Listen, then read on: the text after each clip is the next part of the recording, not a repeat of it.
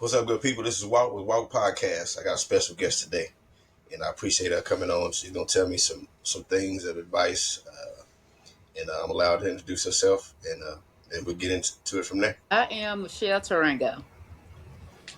All right, and I appreciate you coming because you definitely are an addition to what we're trying to accomplish here with some of these young people, trying to give them advice and trying to share some of these stories to at least give them some information that they could possibly use in the future. You know. Yeah, thank you for having me. Uh-huh. And you a Texas lady, right? From Texas, yes, Texas? sir. From Texas? Oh, yeah. Yeah, that's good. That's good. That's good. Born and raised, East Texas. East Texas? Okay. You eat that, what they got, that East Texas sausage out there? They had it out there? No, You don't eat that? turkey, Turkey? and I stay for them red meats. Oh, okay. Okay. Oh, so you staying healthy. Huh? You like to stay healthy. Yeah, yeah. Okay. Okay. Okay. That's a good thing. So I'm going to ask you first, how much time did you do? And how did you survive while you were inside? Well, I was scheduled. I was sentenced to 36 months federal time. Out of the 36 months, I probably end up doing. I didn't do the whole 36 months. I think it ended up to being from 20 to 24 months, like that in the guidelines. So how I sustained while I was incarcerated in federal prison was family. Uh, the one thing that people really don't realize that at any given time you take care of family, family gonna take care of you at the Mm-hmm. lowest. Mm-hmm. So family had my kids. I had three girls at the time. One of them less than 6 months old. Uh, when I got sentenced. Mm-hmm. Wow. So family was taking care of you while you was in there. I mean, keeping in Oh yeah. contact with you. Oh Okay. yeah. Okay. Are you a religious type person or no? Oh yeah. Yeah. Born and raised Baptist. Mm-hmm. So I knew when even this opportunity just came up. Basically, uh, as we was younger, the older people always planted a seed in us to make sure we pray and make sure you give God your time and stuff like that. But sometimes we fall from that. He don't never fall from us. We fall from that. So Mm-hmm. during that time, I it's just something that you had to go through. Mm-hmm. Mm-hmm. You know, and I think, and this is my personal opinion, I think people always go through something.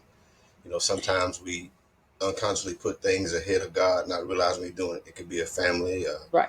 a Right. child, I anything. think that's life. Long as you on earth, you're Mm-hmm. gonna go through something. Mm-hmm. Mm-hmm. Long as you're on earth, you're gonna go through something. It's gonna be trials and tribulations with everybody, and people be thinking it's just the church people that's gonna that they don't go through nothing, but that's false.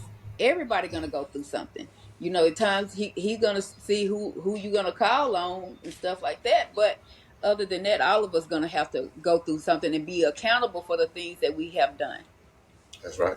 That's right. Yeah. And that accountability may come early, may come later, but it's coming. Right. Yeah. It's Yeah. coming. It's coming. You know, I used to fast a lot, right? And I would always think when I Mhm. fast, God gonna bless me for what I'm looking for right then. But Mhm. God, He blessed it on His time, and then Right. He'll shred. Sometimes He gets shredded apart before He builds you up. So Right. and so I guess what I'm asking is was prayer something that was uh, essential for you pushing through when you was doing your time?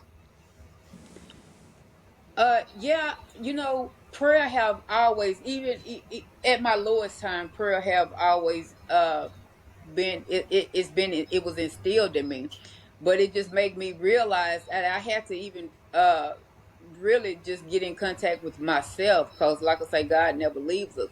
But during that prayer, I had to ask for Him to strengthen me with not trying to just take care of the stuff that's on the outside while I'm on the inside. Because you get in a mindset that you still trying to control some stuff, and when it's not in your control. Mm-hmm. Mm-hmm. Mm-hmm. That's So definitely yeah, my prayer have always been a staple. My great grandfather, he was founder of many churches, and from there, it ain't something that uh we was able just to not do, so right. Come natural. Come natural to you. right, right, Mm-hmm. Mm-hmm. And I think everybody have to have something in their life to pull from or something to go right.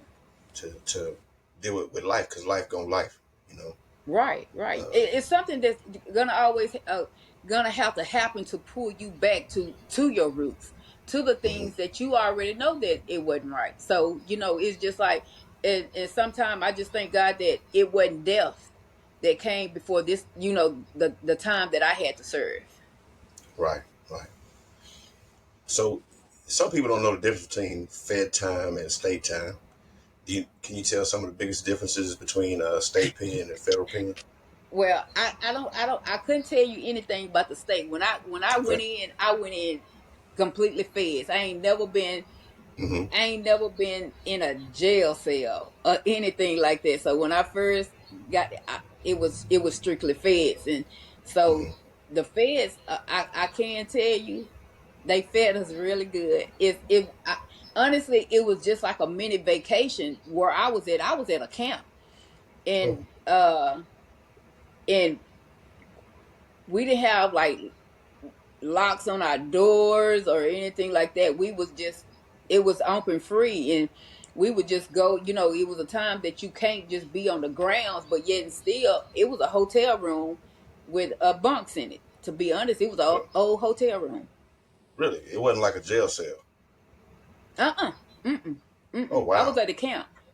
Mm-mm. Wow. It was a Wow. it was a low security. It was a camp. It was a old hotel room, and it had three bunks in it. Had their own bathroom, just like a hotel. Hmm. Yeah. So a typical day, you say they fed you good. So they what time do they start breakfast?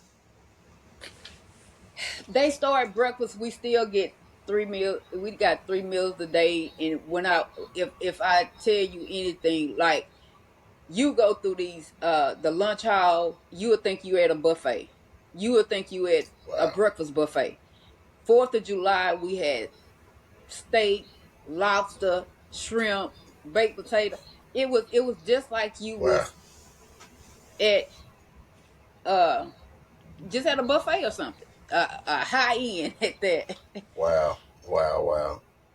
So Yeah. when they have visitors, do the visitors get a chance to? Can you?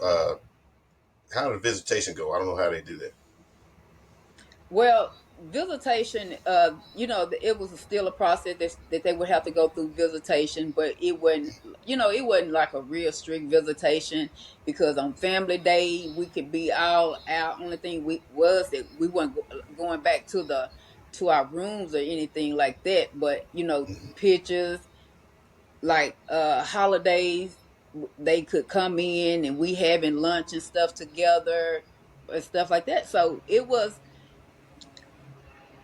like it was highly guarded, because, like I Mm-hmm. say, it was a military base camp what we was on.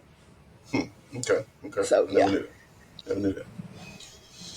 So I'm gonna get into some of the parts where it may be beneficial to some of the young people that Okay. may be listening. Uh, as far as friendships go, how many of the friends you thought were really true before you got sentenced, and then how many friends were really true after you got sentenced?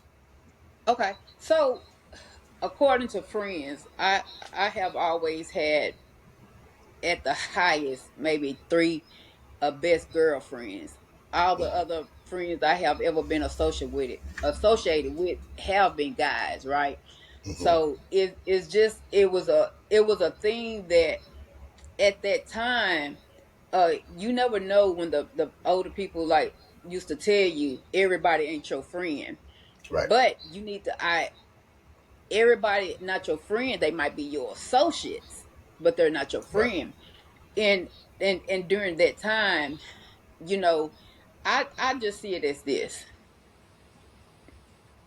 some of the people that I did get sentenced with, just today, I will still call a friend. Okay.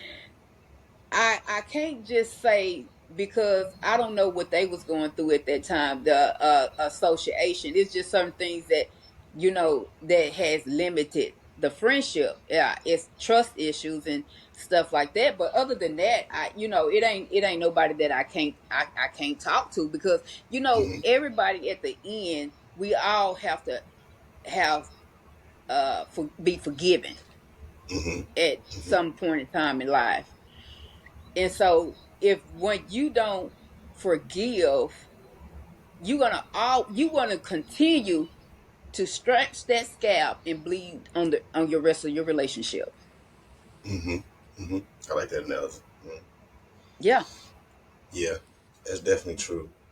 And like you said, associates. I think if you know the difference between a friend and an associate, then the associate really don't owe you a whole lot. Right. You Right. kind of know, you kind Well, of know where it's and going. and the thing about it is, whenever you're going into a situation, you have to have a made up mind. And I think a lot of people uh don't think don't think a lot about the outcome, Mm-hmm. because the outcome, what are you gonna do when this happens? If this Right. happened, right? Right. In minds, I have always said that I'm gonna stand strong for what I believe. You know what I'm saying?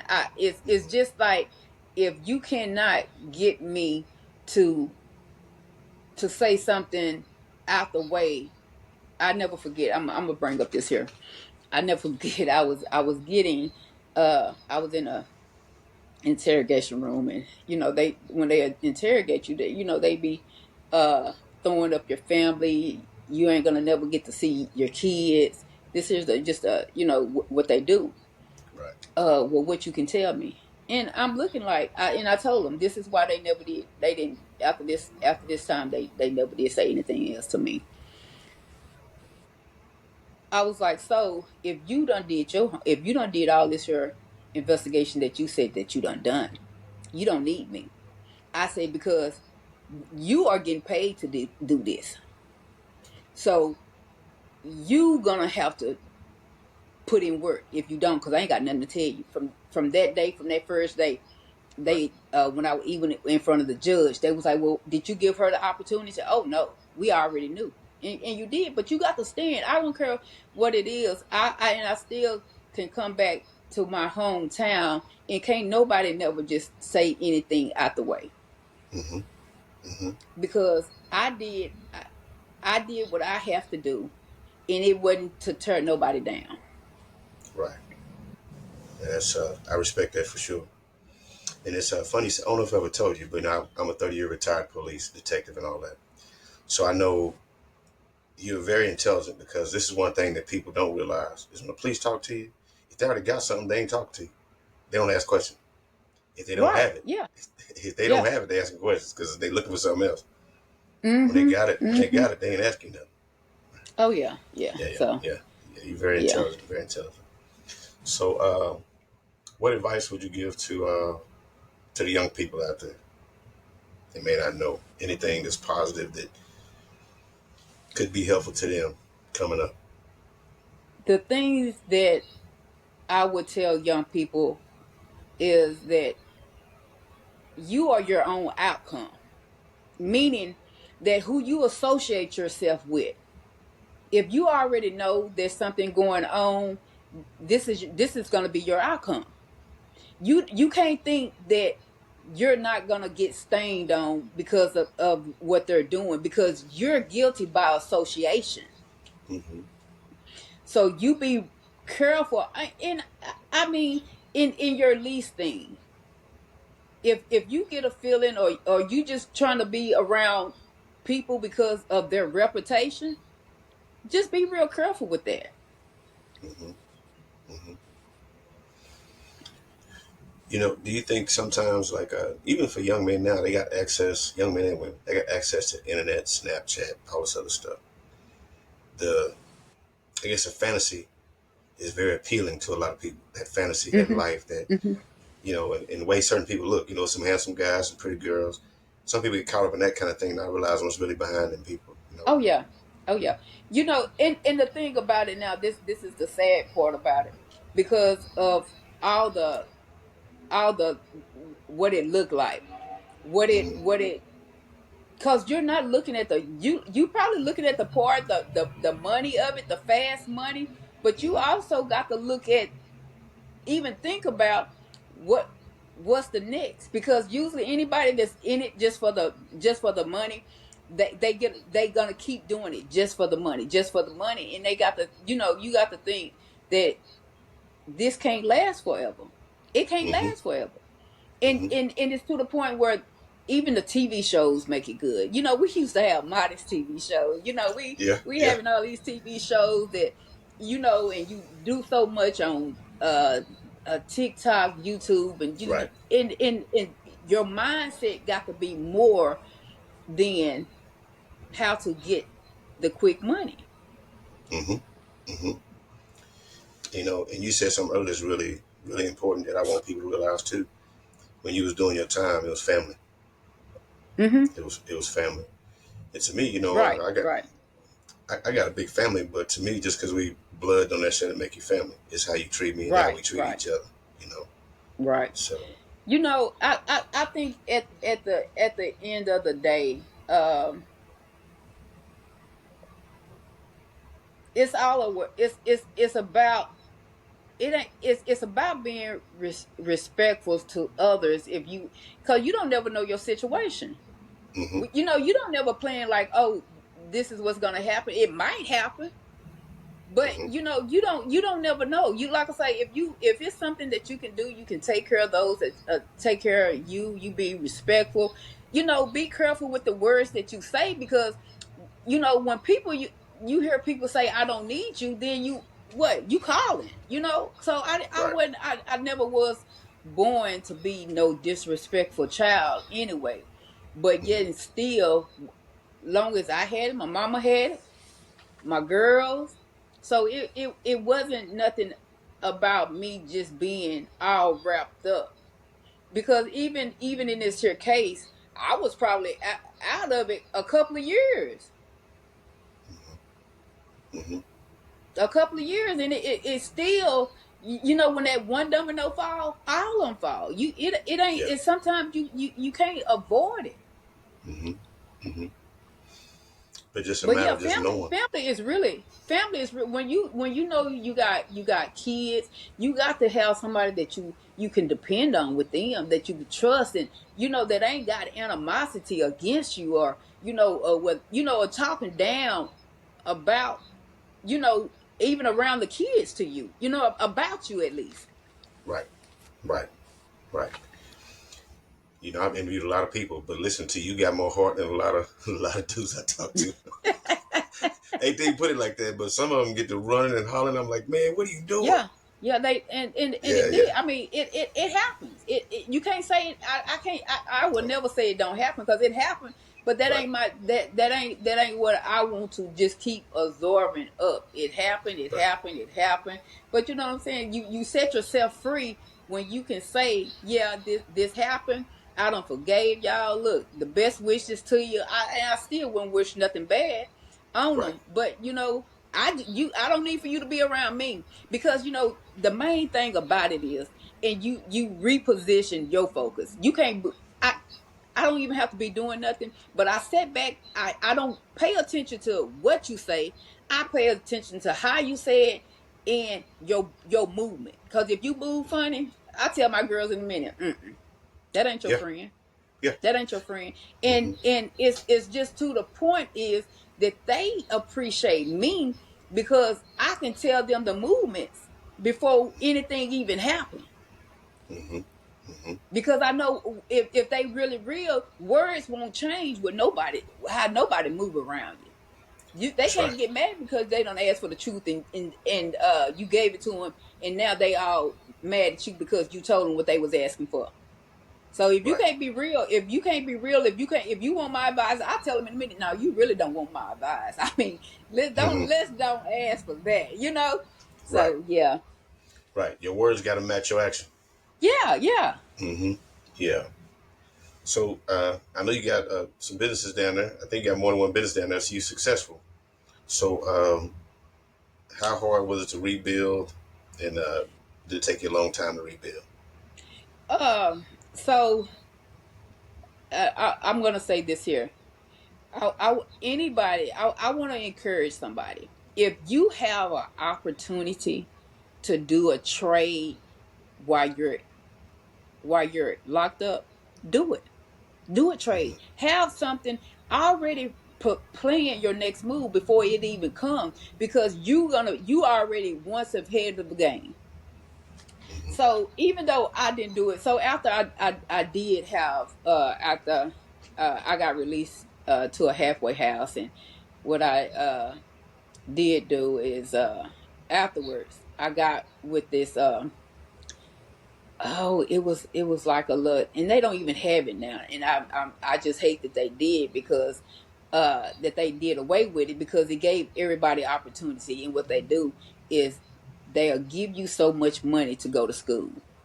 Mm-hmm. And so after I got out, I went into cosmetology school. I picked cosmetology because maybe 10 years before, all this, I know when I was younger, I had done already got in, I had started taking it, life started laughing, so I just dropped it. But I had the opportunity to go back. And from there, and this is after I got locked up, after I got out, and I had an opportunity to go back to got with this program, go back to school, uh, and that's what I did. And so now, the last 20 years, I have owned my own salon. The last 15 years, I've been a non-surgical hair replacement specialist, and Wow. Wow. been working with people with cancer, uh, uh, alopecia, Wow. and different hair loss issues that suffer from medical related hair loss issues. Yeah, Wow. So that's a special trade. You got a whole separate training, I'm guessing. yeah. Mm-hmm. Wow. Wow. In our culture, cancers run deep. I lost my two of my family members from that. My mother included, and she Yeah, lost her hair. So yeah, I wish we had known that kind of stuff back then. We just didn't know. right. And you know what? In a lot of us don't know the opportunities that we have beyond the chair either, Mm-hmm. because it's other things that we could be doing. But I just encourage anybody, if they have the opportunity to take up a trade, and be planning.